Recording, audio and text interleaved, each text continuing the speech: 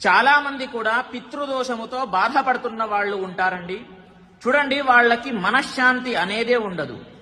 ఏదో ఒకటి ఆరోగ్య సమస్యలు వస్తూ ఉంటాయి, ఏదో ఒకటి వెంట పడుతూనే ఉంటుంది. కాబట్టి వాళ్ళకి ఇంకొకటి లైఫ్లో వాళ్ళు ఎదగరు, మధ్యలోనే ఆగిపోతారు. ఏదైనా పని మొదలు పెడితే మధ్యలోనే ఆగిపోతారు, పూర్తి చేసుకోలేకపోతారు. ఎందుకు అని అంటే పితృదోషము కారణంగానే.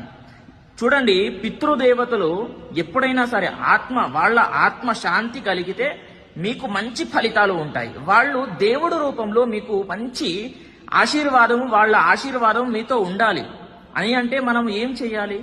పెద్ద పని లేదండి. పొద్దున లేచి వాళ్ళకి సూర్య నమస్కారం, అంటే సూర్యుడిలో వాళ్ళు ఆత్మ ఏమన్నారు అని అంటే మంత్రం చెప్తాను, ఆ మంత్రంలోనే ఉంటుంది. ఆ మంత్రము నేర్చుకొని డైలీ సూర్య నమస్కారం